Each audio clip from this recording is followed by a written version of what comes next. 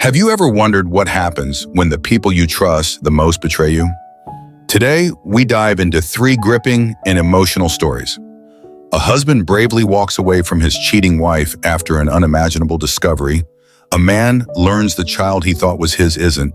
And a family fights to protect fairness against the selfishness of a sister. Each story is a roller coaster of pain and redemption, guaranteed to keep you on the edge of your seat. One about a guy who doesn't need any advice and actually feels pretty good about himself, and a couple who could probably use some thoughts and advice. Let's get into it. First off, I just left my wife, and I feel 100% fine about it. 10 years ago, I thought I had the perfect life. Upper 6-figure job, beautiful wife, clean house, 2 new cars, and a child on the way. My job made me happy, and I was good at it, and the stability was great. My wife loved me for me and ignored my flaws as I tried to perfect them. In return, I adored her, and we seemed to be the perfect couple. People would always compliment us and talk about how envious they were of our relationship and everything. It kept getting better. I kept getting promotions. The kids, now 3, were born, and we eventually moved from an ordinary house to an incredibly nice one. My wife was doing very well in her career, optometrist, and we took fun vacations every year. Again, I thought I had it made. I don't know how this would have prompted it, but in early 2015, I bought her a Tesla for her birthday. She hadn't gotten a new car since 2008, and I kept getting new cars. Therefore, I surprised her. She loved it, loved me, and I remember spending that entire day just taking rides in it and figuring out how all the gadgets and icons worked. It was complete downhill from there. I don't know how that would have triggered anything, but in the months following, she became increasingly distant from not only me, but from her children. My oldest, 10, female in particular, felt hurt by this and would often try to ensue conversations with her mother in order to get her talking. Some days this would work, and she would be pleasant. Others, it would have had the opposite effect. The first time I suspected that I was no longer her man of choice was in July 2016, when I noticed she was no longer going to yoga classes, but telling me she was. We were on the same phone plan, and part of that plan was we could see our locations of our phones. I was routinely browsing the app one day and noticed she appeared to be at someone's house. Since she had been irrationally angry that day prior to leaving, I didn't question her about it when she got home from yoga. Instead, I chose to closely observe where she went during her yoga times. It would always seem to end up at the same house, a well-off neighborhood, probably a step above ours, a little north of town. I was getting ready to confront her when I noticed that she had been returning to yoga again. During this period, she became incredibly distant and hormonal. My entire family had noticed this behavior going on for over a year now, but I had had enough. I sat her down and asked her what was going on. She gave me the cold shoulder, and when I questioned her about the yoga locations, she accused me of stalking, invading privacy, and being a grade A dick. That's when I asked her, "Are you cheating on me?" Of course, the answer was no. What followed in the weeks to come was distrust, hatred, and plain anger towards me. It was clear she knew I had caught on and was now trying to play the "I can't believe you'd think this" victim card, but I knew I saw through it all. When she finally admitted she had seen and slept with another man, that's when I made my mistake. I forgave her. She told me she loved me, she loved our family, and in that moment, I believed her. I thought she could change. I was wrong. We tried marriage therapy. We tried taking adult days. It seemed to work. We were happy, and she was genuinely having fun, and it seemed like I had the old her back. I was relieved. This allowed me to pour more time into my kids and my work and have less stress overall. My business trip to San Diego, I live on the East Coast, USA, was cut short when my colleague fell ill, and our clients insisted that we reschedule. It was a hassle, but we caught the next flight out and returned home. I'm not sure why I didn't tell her I was coming home, but I just didn't. Maybe I wanted it to be a surprise. The only surprise I received when I pulled into the driveway was seeing a Ford SUV in my garage and finding not one, but 2 men in my bed with my wife. This all happened yesterday. I'm finally putting it into words. My wife started babbling when it happened, desperately trying to explain. I heard none of it. I walked out of my room, went to the basement, and poured myself a drink. I could hear the men upstairs leaving, And when I returned upstairs, it was my wife sitting there, clothed with a sad smile on her face. She started talking, but I wouldn't have it. I told her to get out. I told her to get out of my house. I informed her that I'd get her stuff to her by the end of the week. She tried to pull the "what about the kids" bullcrap. But I was just done. I'm sad, but not for her. I'm sad for my kids, and I'm sad for whatever poor soul she meets next. I will fight hard for my kids, but my biggest fear is losing them. I know the court will rule incredibly in favor of mothers. I hope they realize that I've spent the last 3 years doing my best to mend a broken marriage for my family, and nothing has worked. I told my kids this morning. They asked why Mom didn't spend the night last night. I didn't make them go to school today. They're all upstairs together. This whole situation is terrible for everyone involved. It could have been completely preventable. I don't pity my wife. I hope that she has one label for the rest of her life. Cheater. I want her to follow her. I want people to know. She's a prominent optometrist in our area. This could very well hurt her business if word spreads, which it very well may. Thought you should know. A happy update. Greetings again. Not sure if you remember me, but I posted here around 2 months ago with the story of how I caught my wife cheating and what it did to our family. I was incredibly distraught, but as of July 13th, 2018, our civil court case has officially concluded. It was a quick and easy process, and I was victorious in everything. I'm not sure if this violates any rules, so mods, please feel free to remove. But I figured since I received such positive support for my last post, it'd be my duty to post an update. Please feel free to skip over the long paragraphs if you don't want to read. I'll post a too long didn't read at the end. 2 months ago, I came home from a business trip to find my wife in bed with 2 men. This was after multiple years of her deliberately deceiving our family, and I was foolish enough to take her back after I already caught her cheating with someone much older and much richer than me. After telling her to get out, she became hostile and threatened to take my kids away from me. I was beyond concerned at this point. I've heard horror stories in the courtrooms about mothers getting their way no matter what, so I had no idea what to expect. I had to take time off from work this summer because I was consistently feeling sick and couldn't deal with the thought of my ex-wife watching over our children. If they grow up anything to be like her, I'll consider myself a parental failure. I put in my plea for full custody and officially filed for divorce on May 21st of 2018. I hired a lawyer from my best friend at work, who initially tried to do it all for free after he heard what happened. But I simply wouldn't feel right, and he hopped on the case. Together we went through my phone records, her phone location records, and gathered everything we possibly could to build our case. Court ceremony began on July 12th, the week after my kids and I returned from our vacation. I did not take them out of state, per my lawyer's advice, but it was a good little distraction.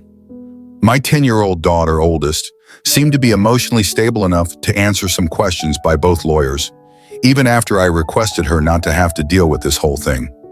She stated how my ex-wife had been difficult and paranoid for the last year, but she had learned to live with it, which is something no child should have to experience.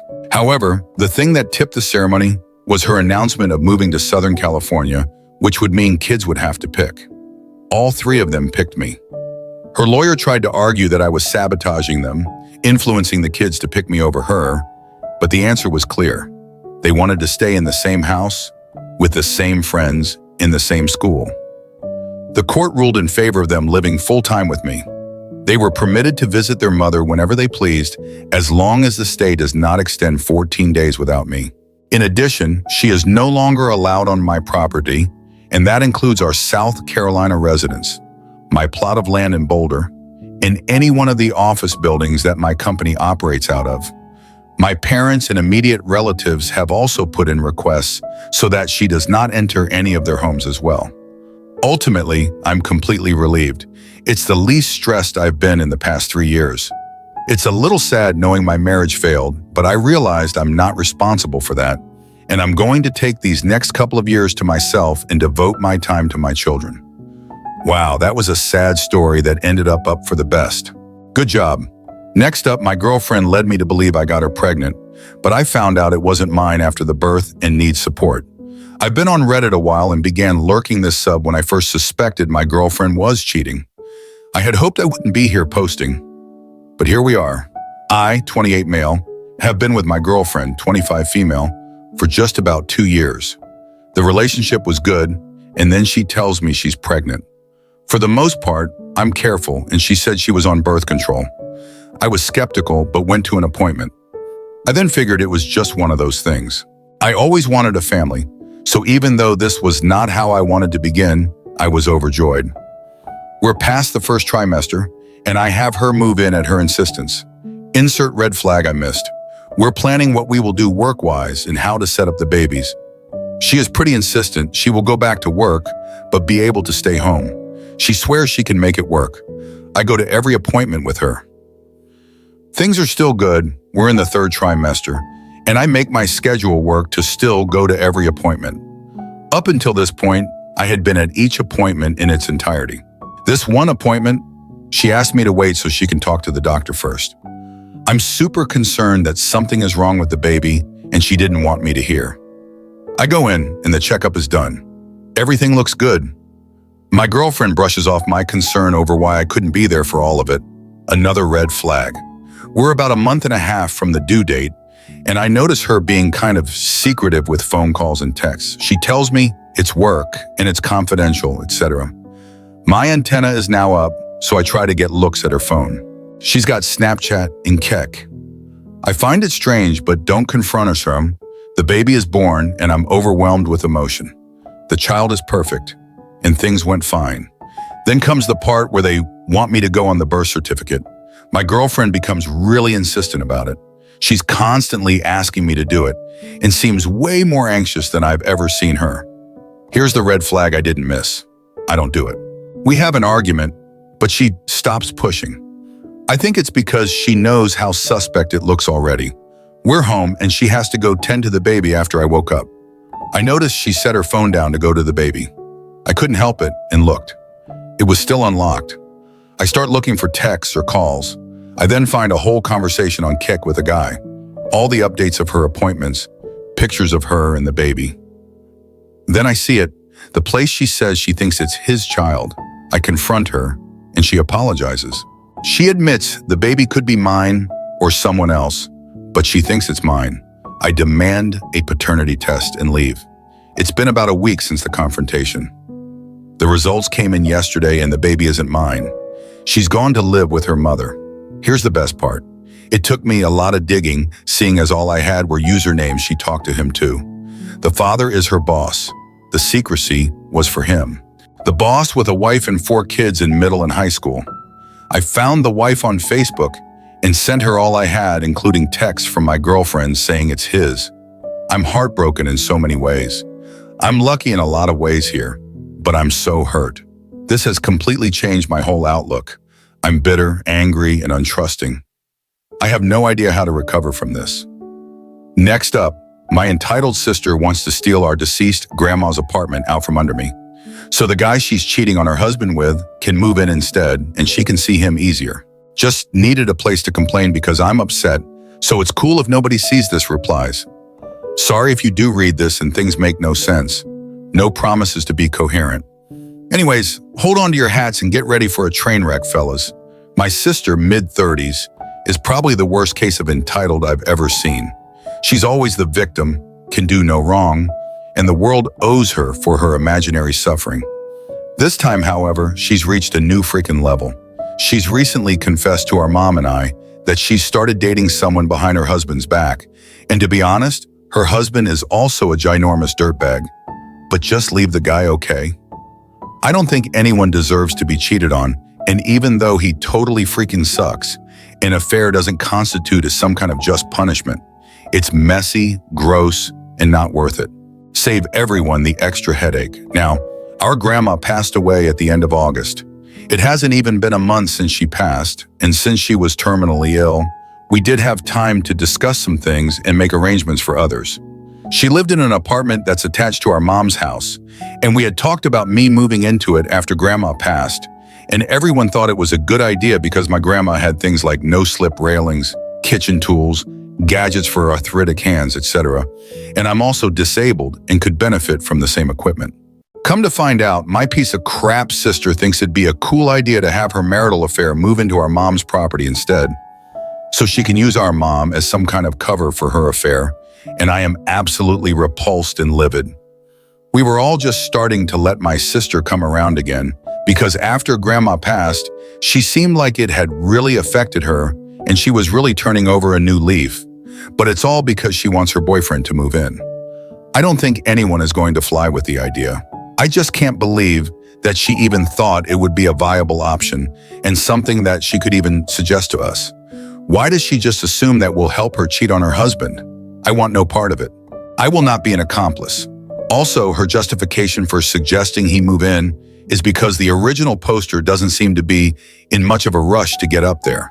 Like, yeah, I found our grandma deceased less than a month ago.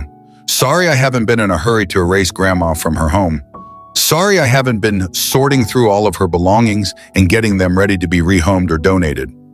I wish I could keep every trace of her, and the fact that I have to get rid of anything at all hurts, and I'm sorry. I'm sorry I haven't done it yet, but maybe try having a little freaking empathy. I've decided that I'm kicking my sister out of my life again. Each time I think she's capable of changing, she shows that she's still the same horrible, selfish person, and I'm done falling for the charade. Have fun with the inevitable divorce proceedings. Good luck explaining all this bull crap to your kids too. Update. There were so many good points made in the last thread that my mom and I hadn't really thought of, such as my sister potentially getting kicked out and needing somewhere to stay. Waiting until after I've moved to tell her husband about the affair, ways to tell him, etc. And all of these things have been taken into consideration moving forward. My family and I have begun going through Grandma's belongings, and it's definitely been bittersweet because it hurts to see her things go and her existence dissipate even more. But we've also found so many family photos and keepsakes and overall good memories. I even found a box that belonged to my great-grandpa, and it had his pocket watch and a locket with a photo of my great-grandma in it. My sister did manage to bully her way into the apartment for a few hours so she could pick out what keepsakes she wanted, but joke's on her because I hid all the things Grandma wouldn't have wanted her to take. She walked away with not much more than a decorative bowl. She is starting to drop the narrative that her boyfriend can move into the apartment now that she sees that we were serious about me being the new tenant, but she did make some little comments that let me know that it's not forgotten. She can plot all she wants though, because we're installing a security system and changing locks. So if she thinks she can sneak in or try to get her hands on anything else, she is sadly mistaken. My mom and I have decided that after I'm all moved into the apartment, we're going to tell our husband the truth about the affair and offer our support to him and the kids, and do whatever we can to help. Whether it's emotional support, babysitting, whatever we can do to make things easier when my sister's infidelity is brought to light. My sister might hate us for it, but at the end of the day, she is the victim of her own actions. And I'm tired of sparing her feelings so she can continue to treat everyone around her like absolute trash. And my mom agrees that enough is enough, and if we never hold her accountable for what she does, she'll continue to push the limits of what she can get away with. Some people suggested going the anonymous route with tipping her husband off, and while I thought that might have been a possibility, ultimately I feel like that could cause some inner turmoil for him later. If he didn't know his wife was cheating, then who did? And just how many other people knew? Was it something she kept out in the open when he wasn't around and nobody respected enough to tell him personally? I don't want him to end up potentially torturing himself through speculation.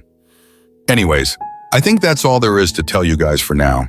I just wanted to let you all know where some things have ended up and where they're headed, and thank you for the outpouring of support.